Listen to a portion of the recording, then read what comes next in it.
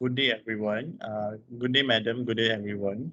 So we are from class group 19, and this is our final assessment.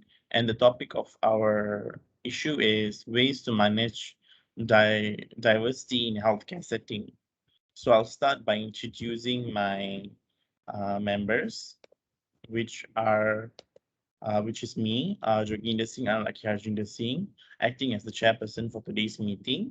Nick Iril, one of the clinical lecturers and secretary for today's meeting. Kogilan and Abdul Rahman Lufti, uh, representative from the preclinical lecturers, and Muhammad Hafizuddin and Isaac Evanjoli, representative from the clinical lecturers. So moving on, a brief introduction for today's meeting. So as we know, diversity issue in healthcare deals with treating all patients with same respect and dignity, regardless of their gender, age, ethnicity, beliefs, social standing, and financial status. The need to train medical graduates to be comfortable and familiar with diversified profiles of their patient has become more apparent due to multicultural and multi-ethnic population of Malaysia. If this issue is not addressed as soon as possible, it will lead to undergraduates discriminating against their patients when they practice medicine, which will lead them to be unfair and biased when treating their patient. So for today's discussion, so we'll discuss on why do medical practitioners feel uncomfortable with the diversity in their workplace and also ways to combat this issue.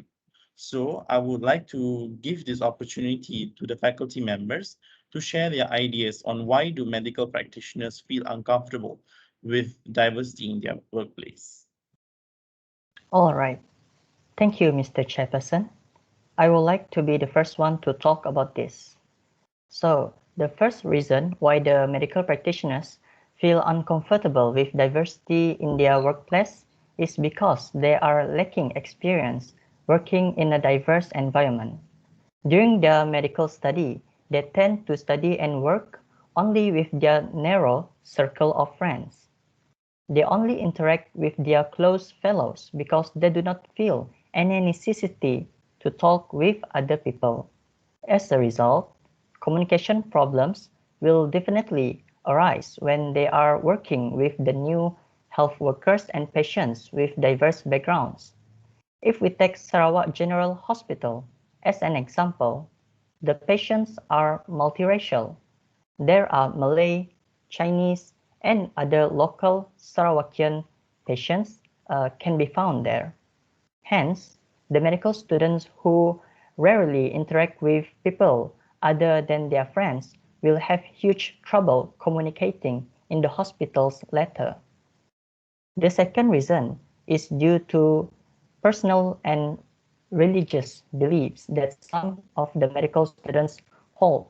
For an instance, some medical practitioners feel that they should not give treatments to the criminals and other people who have done unforgivable mistakes.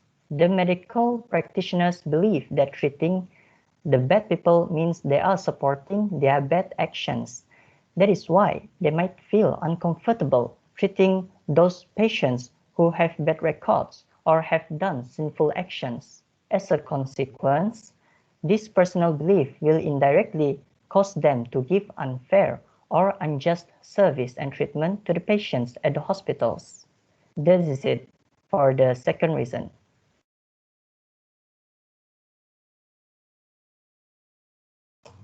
Thank you, Mr. Hafiz. So, another issue that has remained long unsolved in regards of why medical practitioners feel uncomfortable with diversity in their workplace is because of the language barrier that exists between them and their patients. One of the many reasons this happens is because as students, they are not required to master other languages during their medical study. Instead, they are required to pass their medical exams, aside from other minor, general, and elective exams. In the healthcare setting, medical practitioners will encounter many patients from various unique cultural backgrounds which speak in many different languages. This issue negatively impacts the service provided by the medical practitioner as there will be a lack of trust in the doctor-patient relationship. In turn, a patient will have a hard time listening to their doctor's advice, follow their treatment plans, and will feel uncomfortable disclosing information about themselves. Ultimately, this leads to poorer patient assessment, misdiagnosis, and or delayed treatment, incomplete understanding of patient condition, and prescribed treatment. That's all for me. Thank you, Mr. Hafizuddin and Mr. Isaac, for sharing the reasons why medical practitioners feel uncomfortable with diversity in their workplace. I agree with both of you that medical students have lack of experience working in the diverse environment, and also they have religious belief. They have their own personal and religious belief. And besides that, the reason that Mr. Isaac has suggested is clearly illustrates that patients do feel uncomfortable when treating patients without understanding the language that they are using. To therefore, we'll move our discussion on the ways on how this issue can be combated. So I would like to ask our faculty members to discuss on the suggested ways to combat this issue. Thank you, Mr. Cho. For the issues that we just talked about just now, I would like to propose a solution. And my solution is that lecturers need to encourage students from a diverse background to form groups together during the discussion. This will somehow get them out of their comfort zone, and they can build up experience over the years interacting with different people from a different cultural background because when they become a doctor in the near future, they can't choose the patient that they are treating. This will also produce students with better problem-solving skills because I believe that a diverse group will bring about a diverse solution to the table due to different view on things and prior experiences that each individuals have. So this will lead to a better end result. In the long run, students will realize that working in a diverse team comfortably is very important in the hospital setting, as doctors work long hours in the hospital or clinic, and the person that they are working with will be the one that provide them with support, whether emotionally or physically.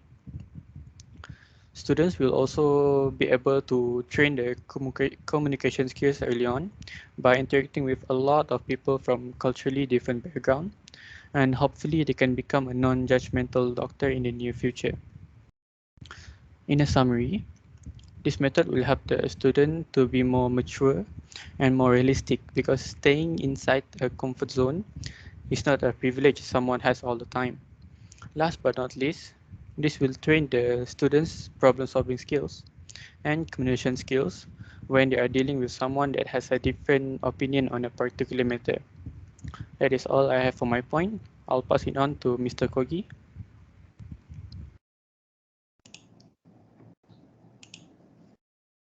Okay, thank you, Mr. Lufti. So in addition to that, I believe that more interactive lectures should be conducted instead of didactic lectures. So in interactive lectures, not only lectures are providing knowledge, but also students will be sharing knowledge among each other. Activities such as role play allow students from different backgrounds to interact and know each other. Interactive lecture also helps students to develop critical and analytical thinking. Furthermore, students will be more confident and safer.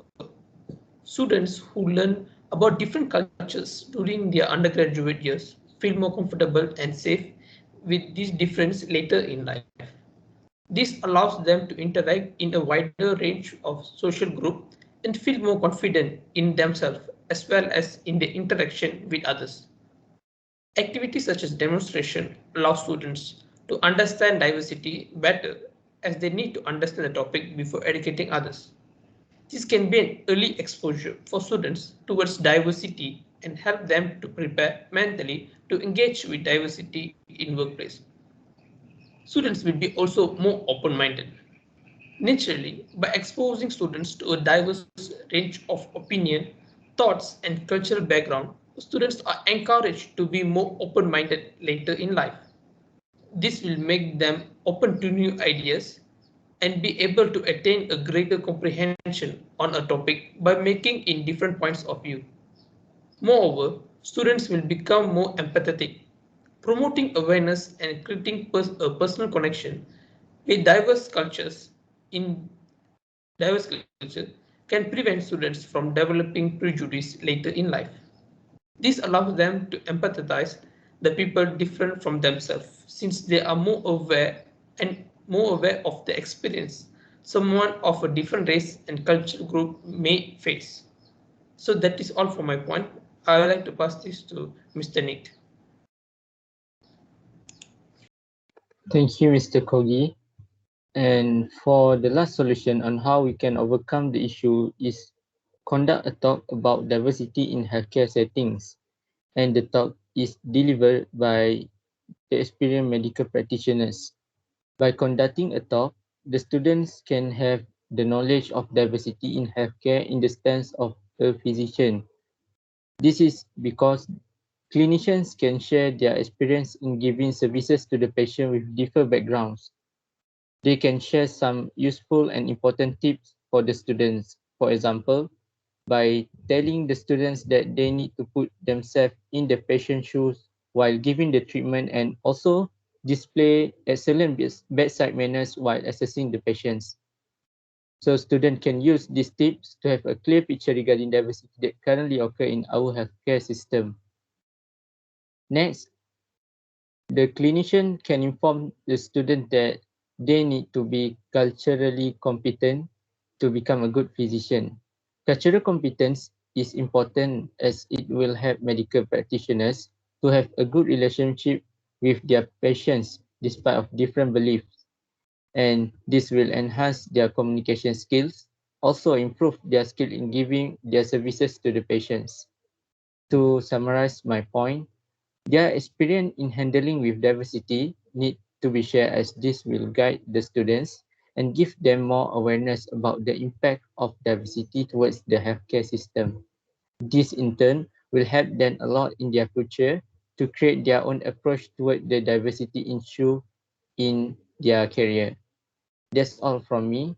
I will pass it to Mr. Chairperson. That's all from me. Thank you. Thank you. Thank you, Mr. Lufti. Thank you, Mr. Kogilan, and thank you, Mr. Neat, for the ideas that you have shared regarding the ways to combat this issue. I do agree with your suggestions. Uh, and to conclude our meeting today, we have discussed on why do uh, medical professionals feel uncomfortable with the diversity, which the reasons given were they lack experience uh, in the diverse work environment, uh, and also due to their personal and religious belief, and also not forgetting the existence of a language barrier between medical practitioners and their patient. And we continued our discussion on ways to combat issue and how we can manage diversity in a healthcare situation by uh, by the suggestion given by our faculty members. We have came up with encouraging students to form diverse groups during discussion, interactive concept lectures of diversity and ways to manage diversity, and also conducting talks about diversity in healthcare settings, which can be conducted by our faculty by inviting other medical practitioners who have started and lived with an experience seeing the diversity in healthcare. So I would like to thank everyone, and this is so from here we can conclude our meeting, and I would like to thank everyone for their time, and that's all for today's meeting. Thank you, Mr. Jefferson. Thank you, everyone. Thank you, Thank you, everyone. everyone. Thank you, everyone.